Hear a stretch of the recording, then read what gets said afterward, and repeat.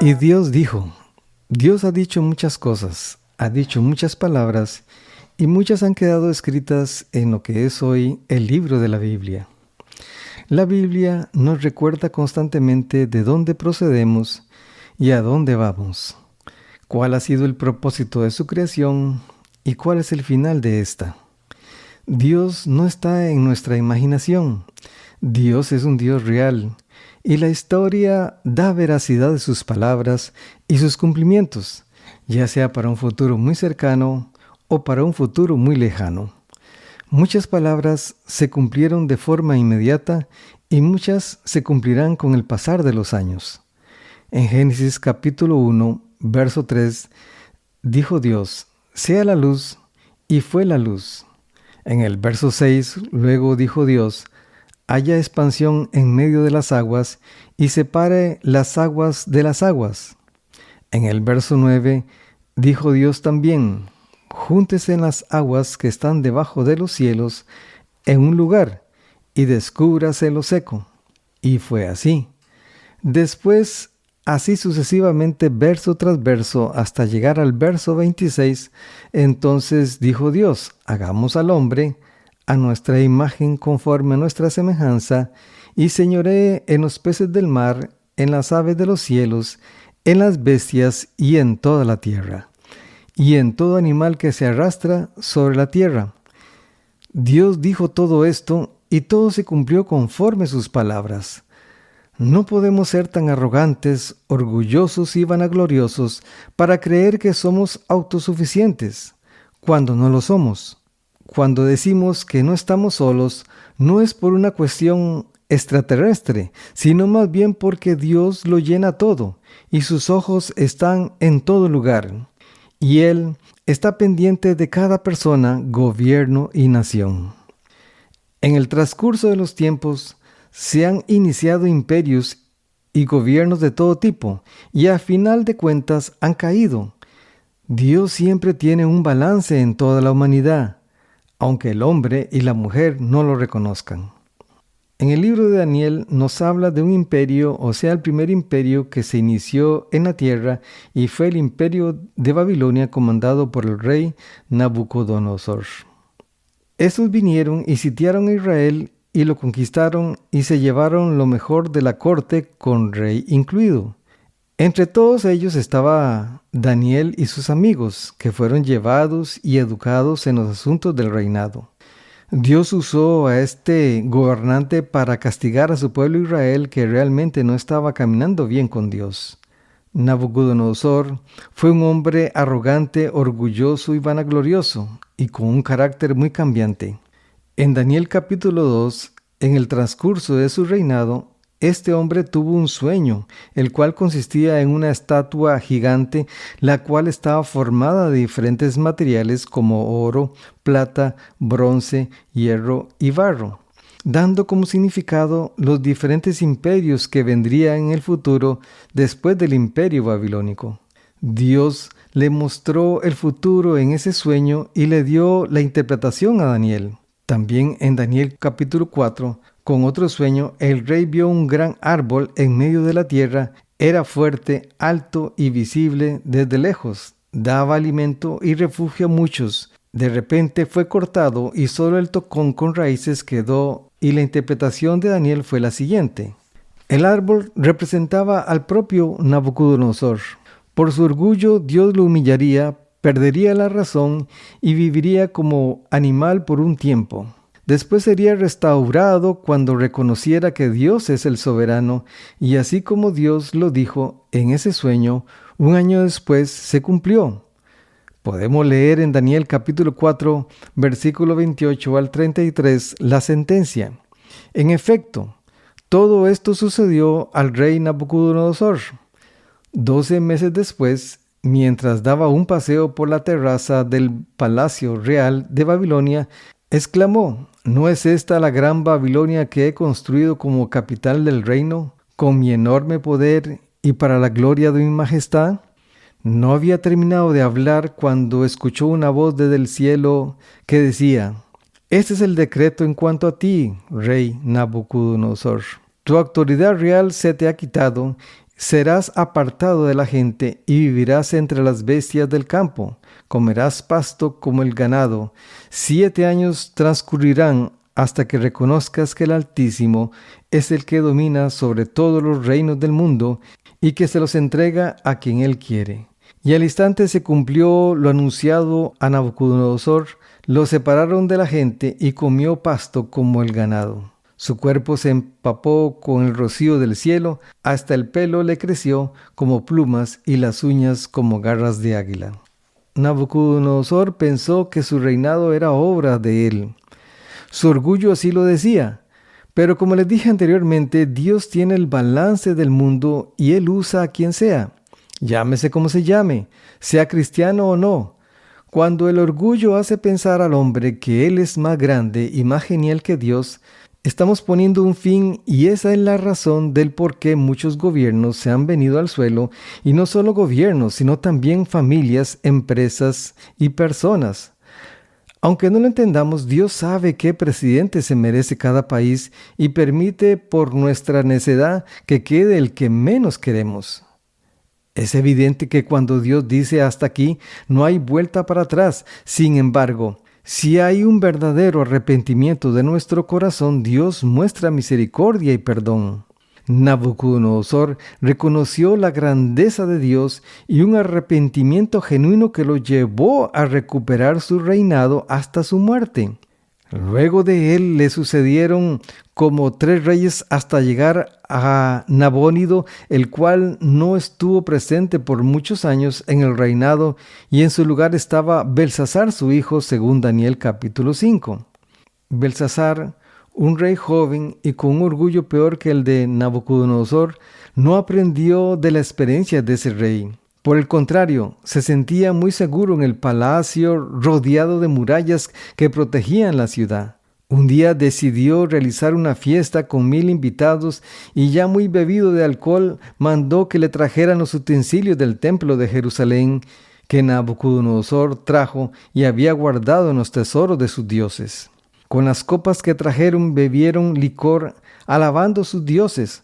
Estos utensilios nunca debieron ser tocados para ese propósito y se convirtió en una falta de respeto del rey. Pero como él se sentía seguro, no le importó nada en lo que se refería al Dios verdadero. De repente, una mano escribe en la pared. Todos quedaron perplejos, estaban de fiesta y todo quedó en silencio. El miedo los hizo palidecer y llamaron a sus astrólogos, adivinos, hechiceros para que le interpretaran aquel escrito, y nadie tenía el conocimiento para hacerlo. Por lo tanto llamaron a Daniel, que ya era de edad avanzada, y éste por medio de Dios le interpretó la escritura, la cual era una sentencia que decía Mene, Mene, Tekel y Parsin. Mene significa contado. Dios ha contado los días de su reinado y le ha puesto fin.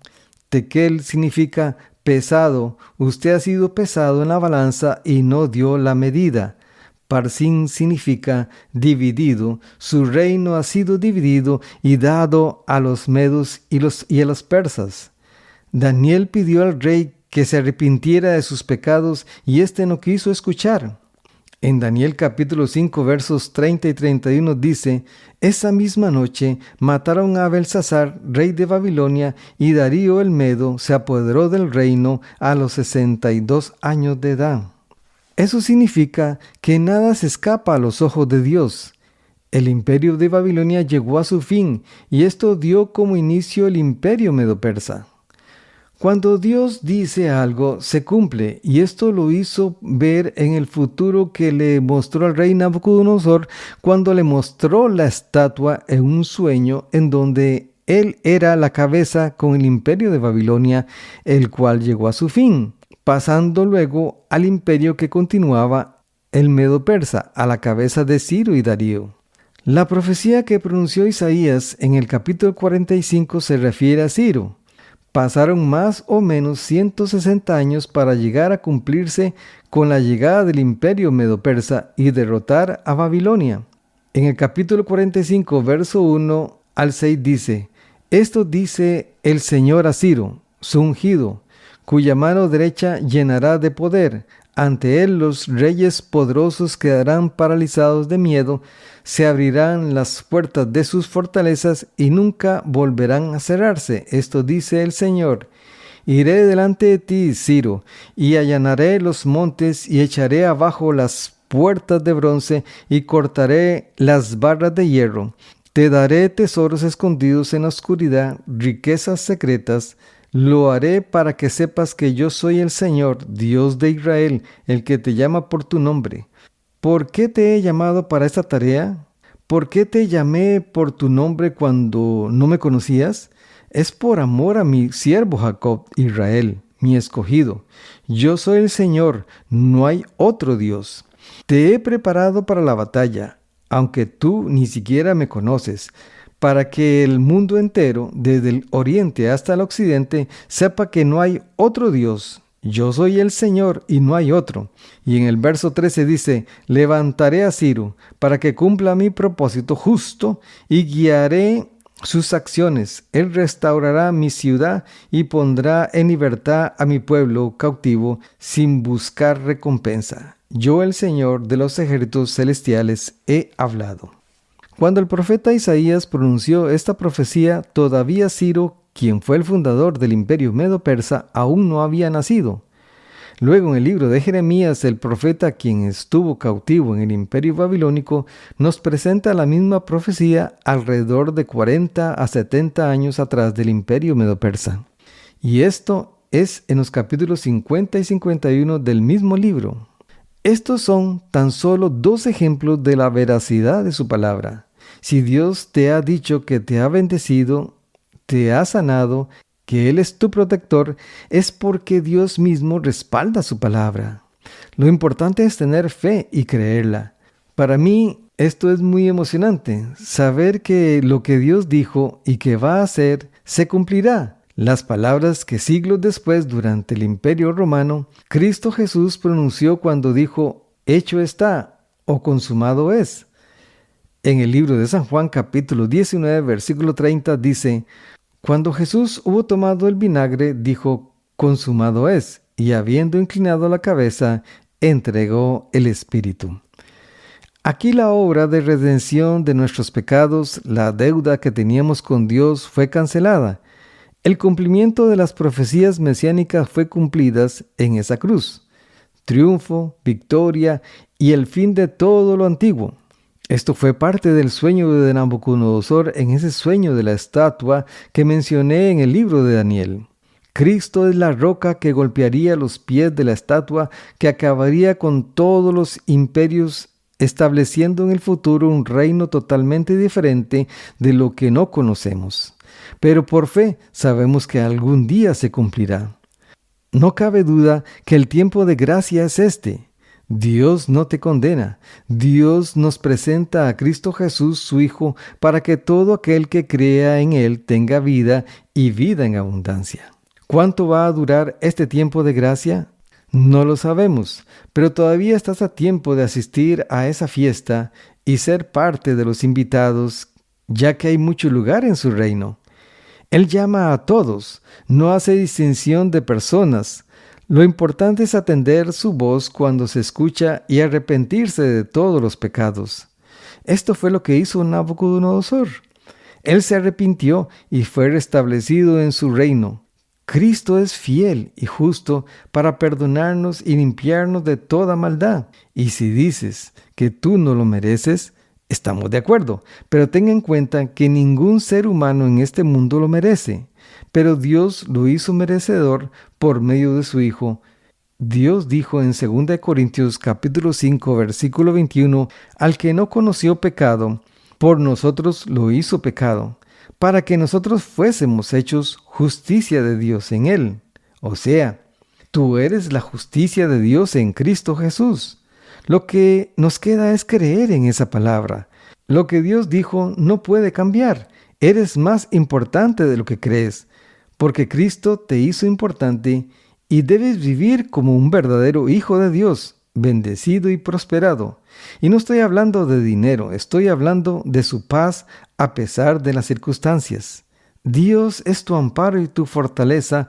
Si no has recibido a Cristo Jesús como tu Salvador personal, este es el momento. Jesús no hace diferencia de personas. Él dice en su palabra en Mateo capítulo 11, versículo 28 al 30, «Vengan a mí todos los que están cansados y llevan cargas pesadas, y yo les daré descanso.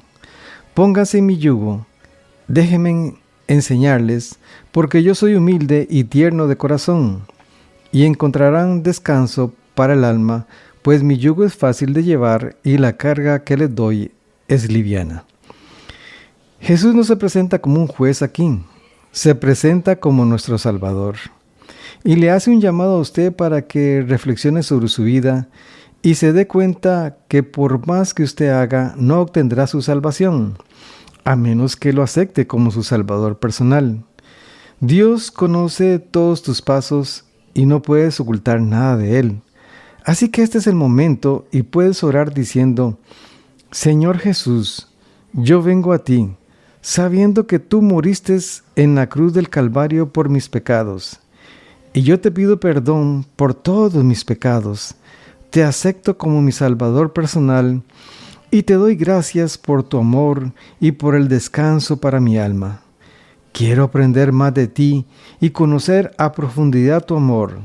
Te doy gracias en el nombre de Cristo Jesús. Amén. Empieza a leer la Biblia y busca una iglesia en donde puedes aprender más. Bendiciones de su amigo en Cristo, Fabio Cruz.